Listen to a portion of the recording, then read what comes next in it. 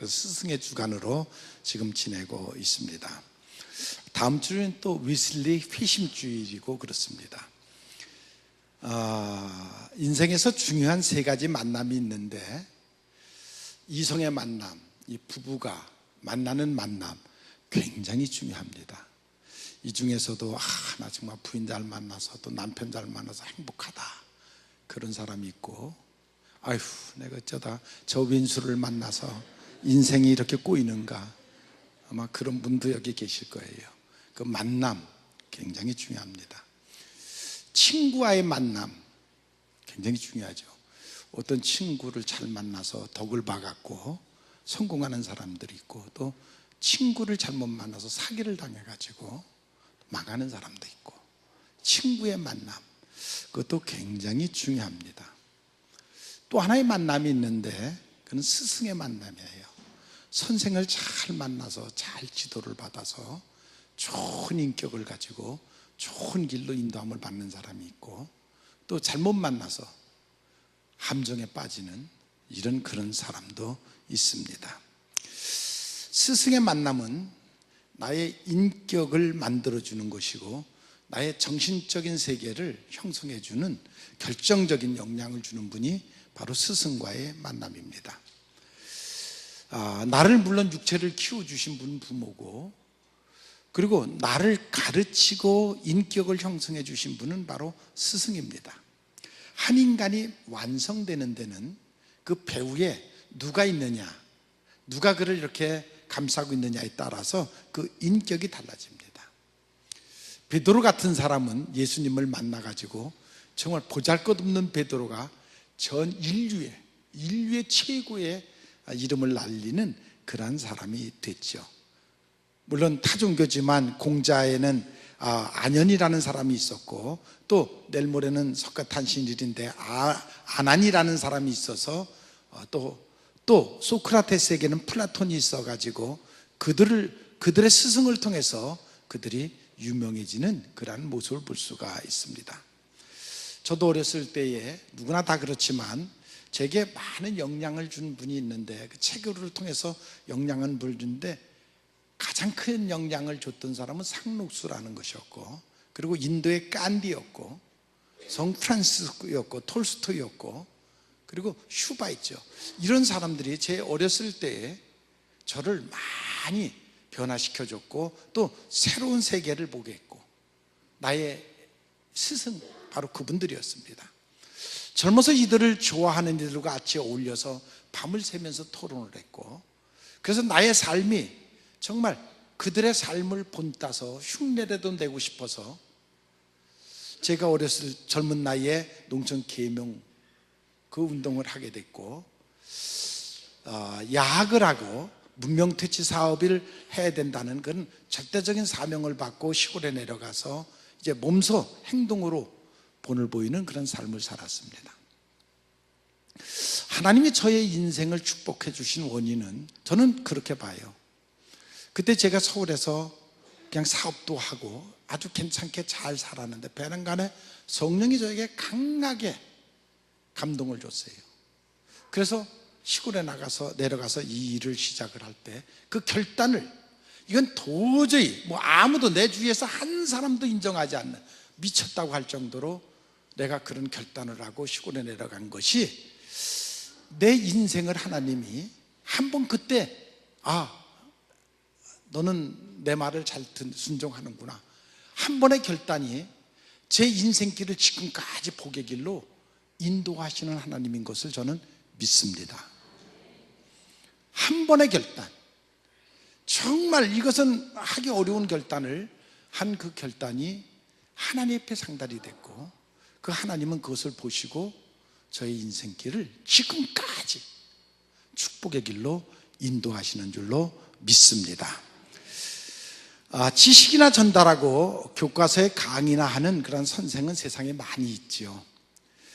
근데 우리의 인격에 감화를 주고 정말 우리의 삶의 길을 바로 이끌어 가게 가르치는 스승은 그렇게 많지를 않습니다. 우리 교회도 물론 선생님들이 많이 계시죠. 은퇴한 분들도 계시고 많이 있습니다. 저도 지금 신학교에서 계속 지금 학생들을 가르치는데, 뭐 학생들이라 그래, 다 전도사들이니까 이제는 뭐 대학교 졸업 맞고 대학원 졸업반에 있는 학생들을 지금 가르치고 있습니다. 정말 그들에게는 산 교육이 필요해요. 행동으로 보여주는 교육이 그 가장 필요한 그런 때인데, 안타깝게도 그것이 잘 어필되지 않는 것 같아서 늘 마음이 아쉬워요. 지금 사실 우리나라는 이 대학 교육에 너무 문제가 많죠. 선진국들, 잘 사는 나라들은 국민 중에 30%만 대학을 가요. 그런데 우리나라는 지금 80%가 대학을 가고 있습니다. 50%는 별 쓸모없는, 그야말로 엑스트라들이 꼭 필요한 공부를 하지 않고 그냥 남이 가니까 쫓아가는, 그게 50%. 선진국에서 정말 대학에 가서 계속 학문을 연구하고 배우고 그것을 활용할 사람은 30%면 충분하다는 거예요.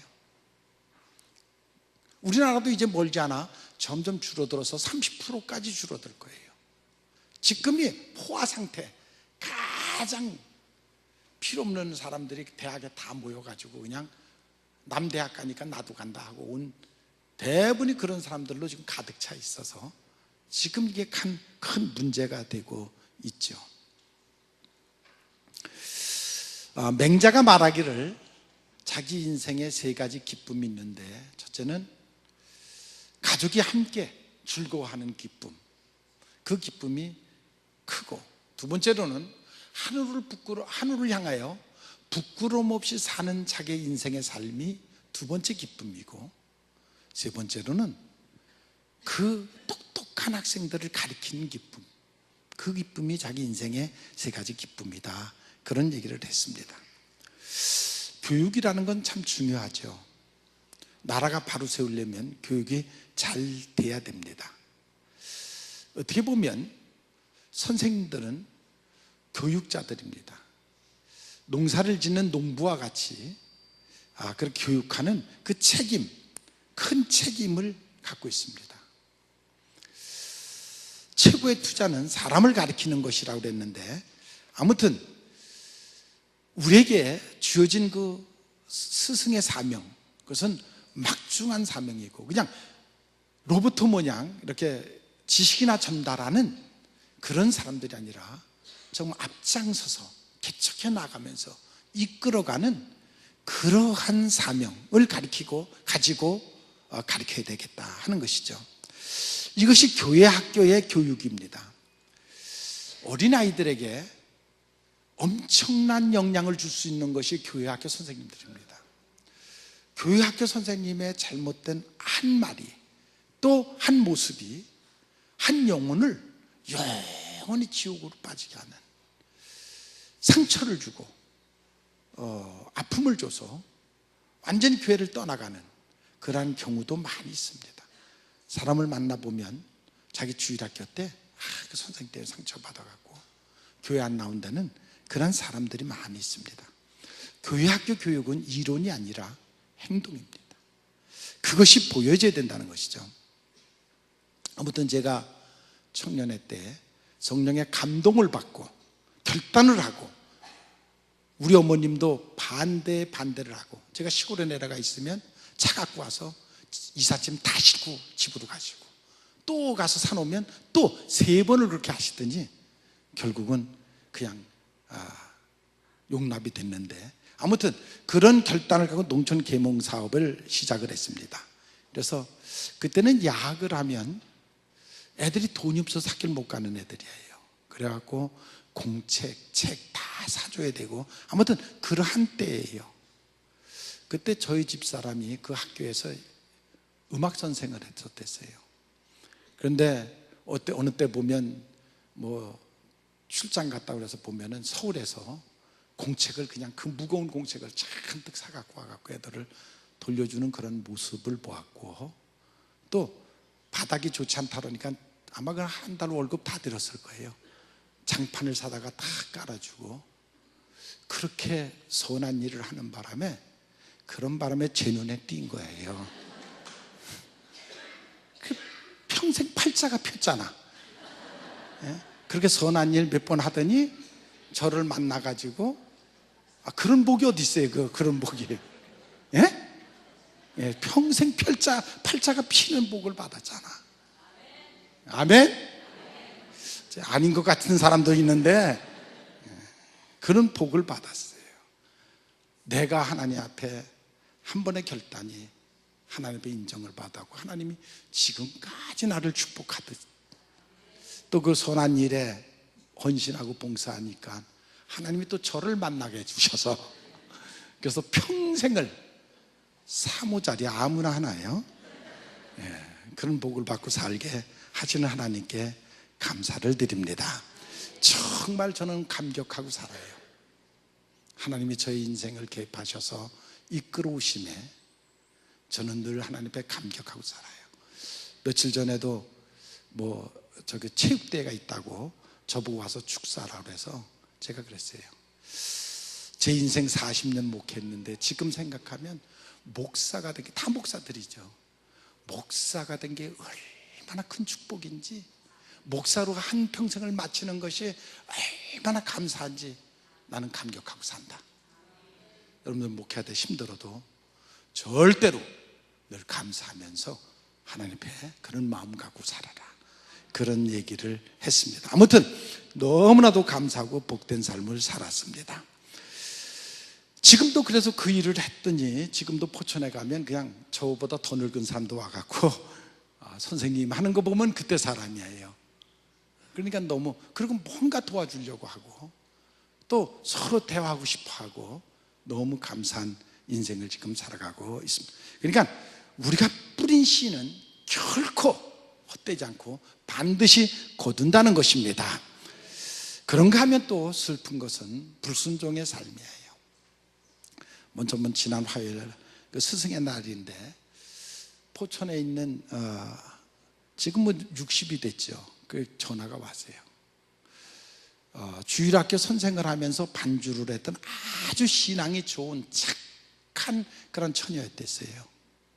그런데 어느 날 갑자기 저한테 와갖고 결혼을 하겠다고 그러는데, 그때 그 처녀가 32살이었댔어요. 근데 19살짜리를 데리고 왔어요. 자기 동생의 네 번째 동생과 같은 연하 13년이나 차이 지는 그 청년과 결혼을 하겠다는 거예요. 그래서 제가 안 된다, 말려도 듣지를 않아요. 그 주례를 해달라는데 나 주례 못 해준다. 이건 하나님 앞에 영광이 안 된다. 시골교회라는 게 뻔하잖아요.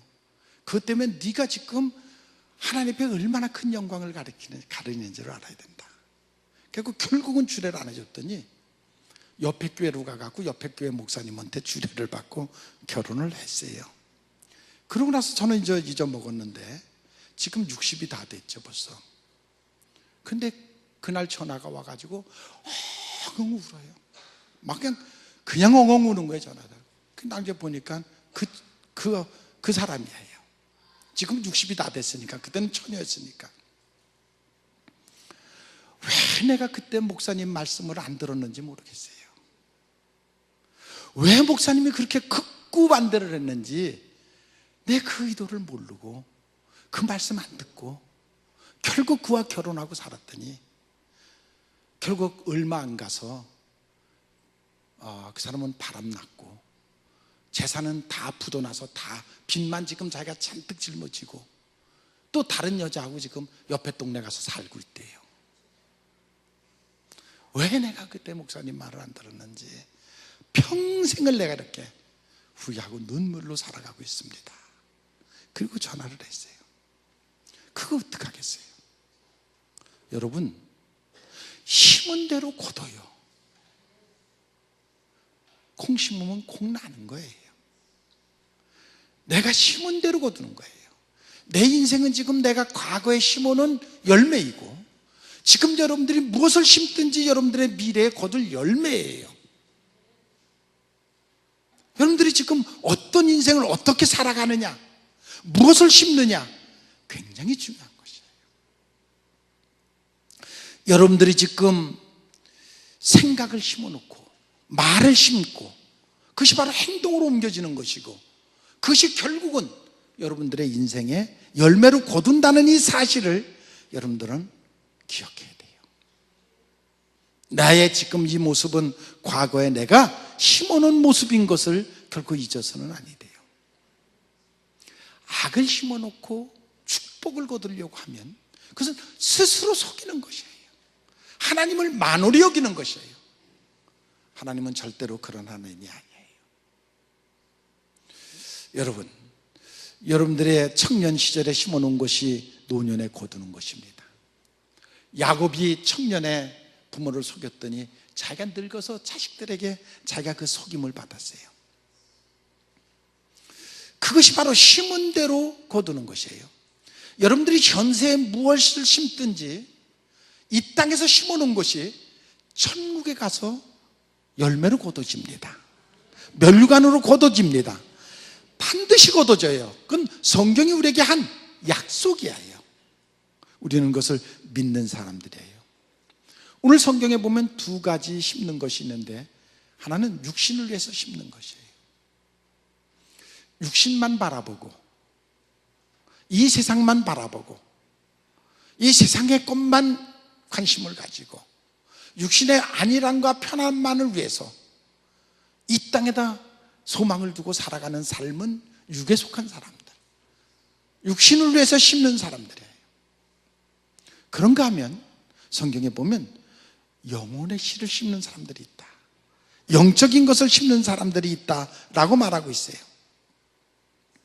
그것은 내세에다 소망을 두고 내세 것을 바라보면서 살아가는 사람들이에요.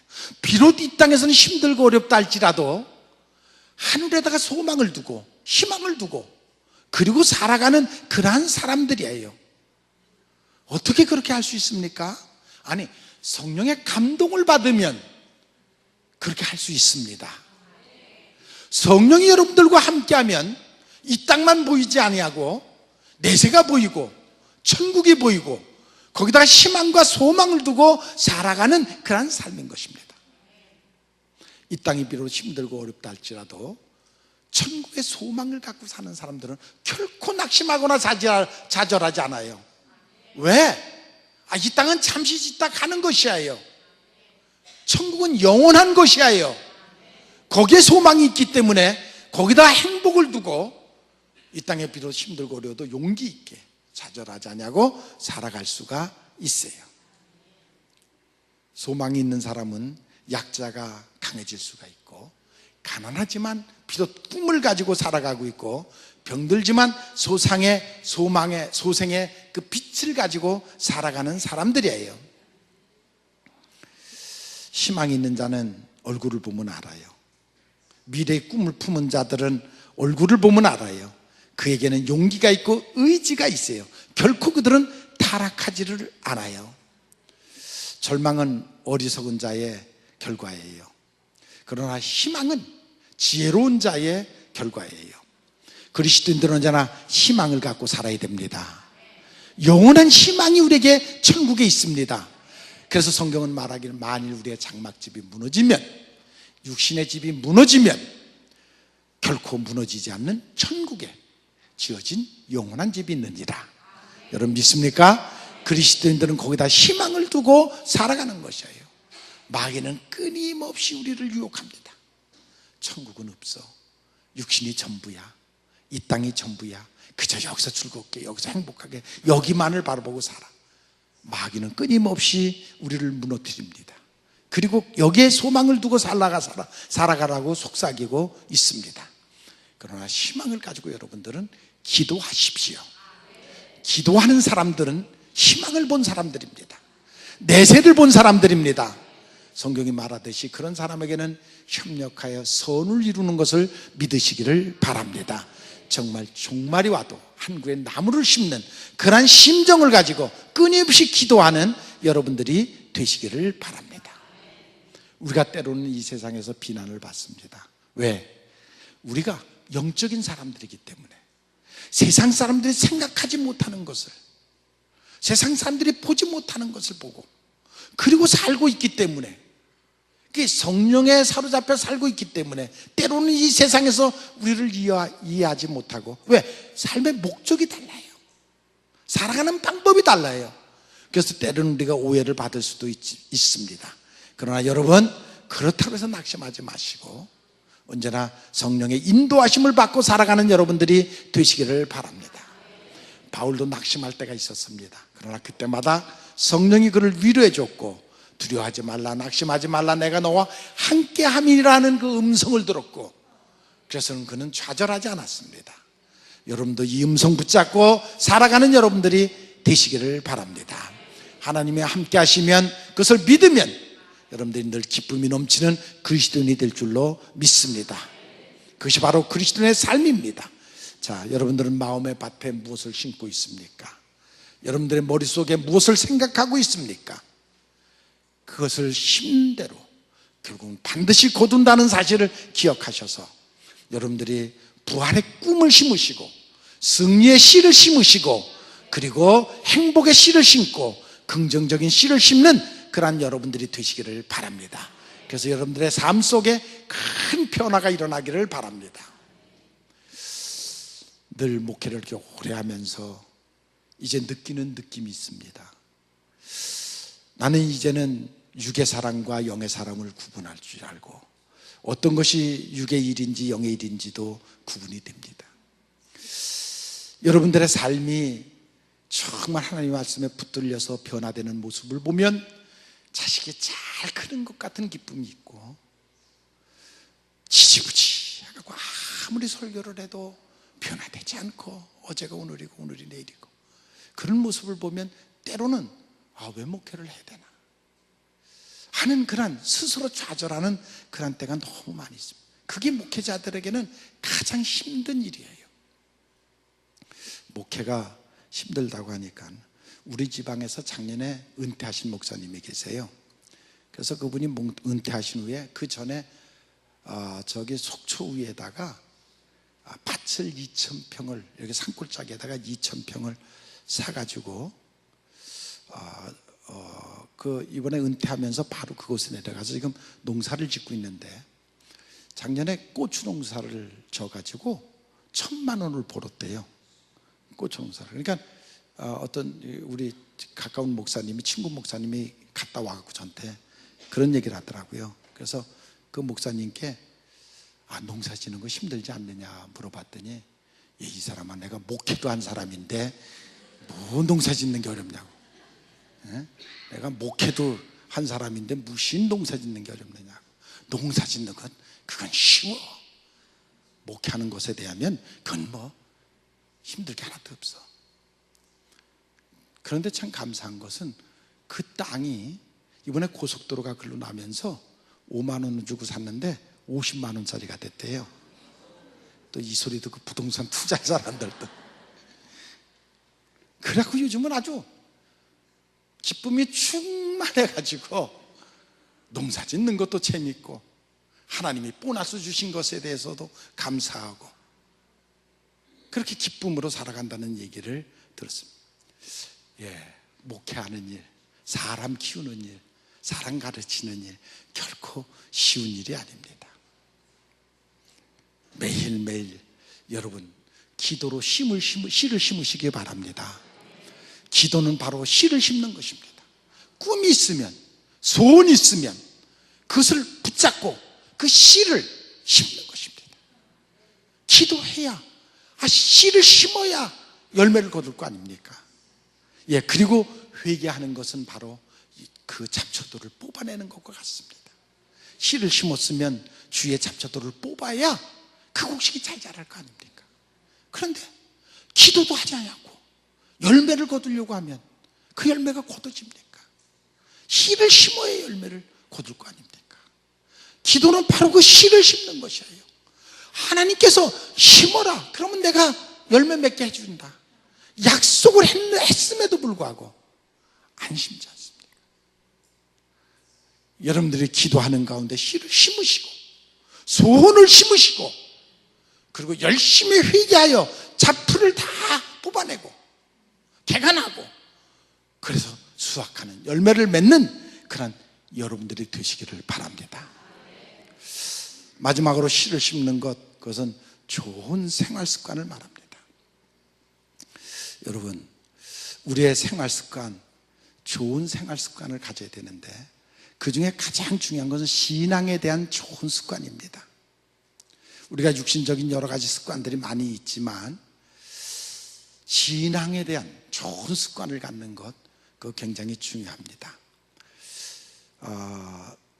제가 총무와 감독을 교단에 총무하고 감독을 하는 바람에 유럽 전체를, 해외를 제가 맡아서 아마 1년에 2번씩, 여름에는 유학생들 한 300명, 500명 많고 집회를 늘 했어요.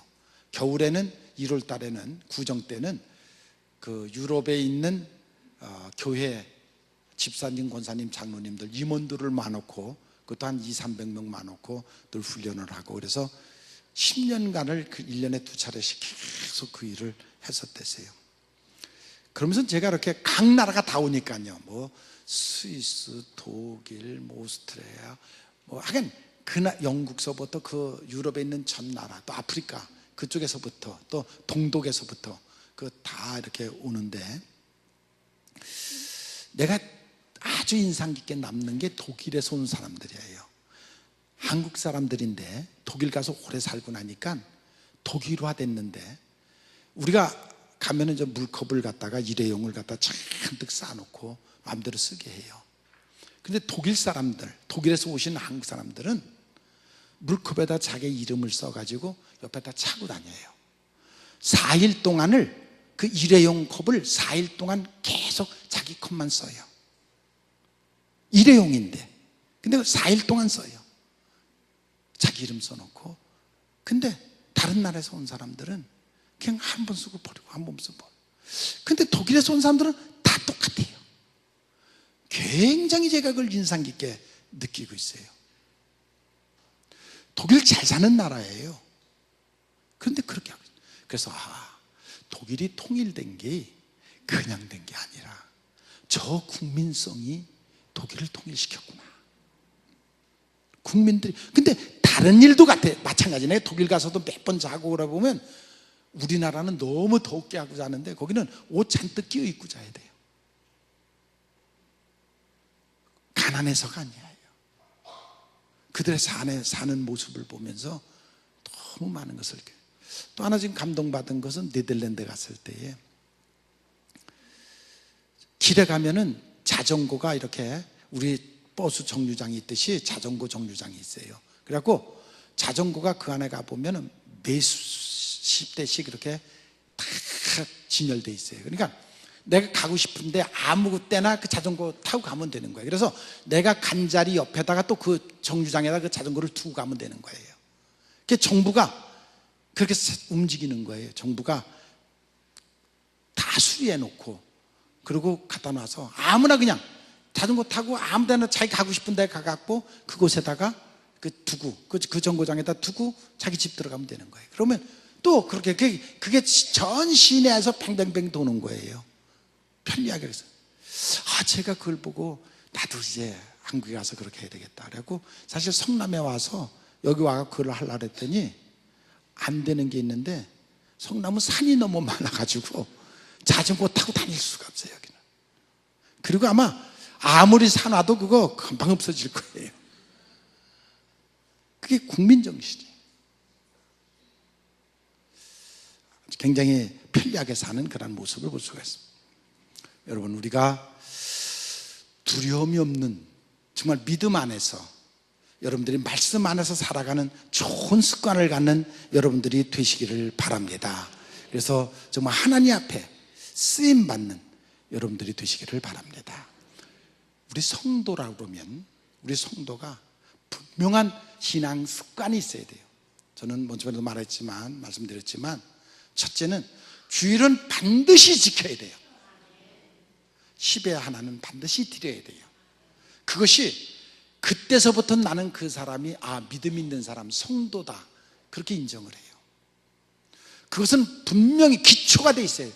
우리가 수요일날, 금요일날 저녁 때 나오는 것은 학생이 더 공부하고 싶어서 학원에 나가는 것처럼 정말 더 내가 믿음을 키우기 위해서 더 신앙생활을 열심히 위해서 나오는 것이고, 새벽에 나오는 것은 그건 최고의 고수들이죠.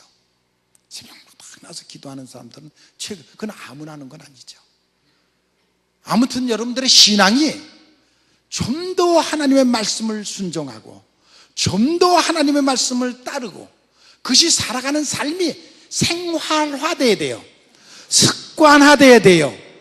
그 습관이 그렇게 중요한 것이에요. 그건 좋은 습관, 신앙에 아주 좋은 습관을 갖는 그런 여러분들이 되시기를 바랍니다. 그래서 그러면서도 마음속에 늘 감사가 넘치는 그것이 온전한 신앙의 모습이에요. 행복이 넘치는 그러한 것이 바로 신앙의 모습이에요. 바로 하루하루를 그렇게 살아가는 그런 여러분들이 되시기를 바랍니다. 그래서 좋은 습관, 예배드리는 습관, 기도드리는 습관, 또한 선한 생활을 하는 습관, 그런 습관이 몸에 배어 있어야 돼요. 그런 모습들이 그 자녀들에게 보여줘야 되고 제자들에게 보여져야 돼요. 보통 생활하는 생활 속에서 그런 습관들이 그렇게 보여줘야 된단 말이죠. 다시 한번 말씀드립니다. 이성과의 만남 중요해요. 친구와의 만남 중요해요. 좋은 스승을 만날 때 그 인생에 큰 변화를 일으켜요. 주일학교 다닐 때 주일학교 선생을 통해서 듣는 그 들음이 그 학생들의 인생을 좌우할 수가 있어요. 그러니까 정말 선생이 아니라 스승이 돼야 돼요. 우리의 스승은 물론 예수님입니다. 우리는 예수님 만난 것이 복 중에 가장 큰 복입니다. 인류의 스승입니다. 온 인류가 섬기는 그런 스승, 바로 진리이신 그 빛이신 그 예수님을 만난 것은 가장 큰 축복인 것입니다. 예수님 말씀에 순종하는 법을 배워야 돼요. 하나님의 말씀이다, 예수님이 내게 주신 말씀이다 하면 순종하는 법을 배워야 돼요. 내가 먼저 순종하고 그리고 또한 그 학생들을 가르치는 그러한 마음의 자세가 되어야 됩니다. 기독교 교육은 이론이 아니에요. 행동으로 보여주는 것이에요. 순종하는 삶을, 순종하는 법을 가르쳐주고 또한 내가 먼저 순종하고 가르쳐줘야 돼요. 왜? 그것이 복받는 길이에요. 여러분 믿습니까? 쉽지 않은 것이에요. 하나님 말씀에 순종하는 일이 쉽지 않은 것이에요. 그러나 자기를 복종시키고 이것이 하나님의 말씀이니까 내가 그 말씀을 따라야 되겠다, 순종해야 되겠다. 순종할 때 그것이 복이 됩니다. 그러니까 그 복받는 길이에요. 그리고 우리가 예수를 믿으면, 성령이 내게 오시면 희망이 생겨요. 결코 절망하지 않아요. 어떠한 상황에서도 희망이 생겨요. 왜? 성령의 씨이기 때문에, 성령이 내게 오셨기 때문에. 그래서 여러분들이 이 땅에서 희망의 씨를 심으십시오. 내세의 소망을 가지고 희망의 씨를 심으십시오. 그리고 좋은 습관을 가지십시오. 신앙생활에 좋은 습관을 가지세요. 결코 하나님 말씀 붙잡고 말씀에 순종하고 신앙생활하는 좋은 습관, 좋은 훈련, 그런 훈련을 통해서 여러분들의 삶이 복되고 아름다운 삶이 되시기를 주님의 이름으로 축원을 합니다.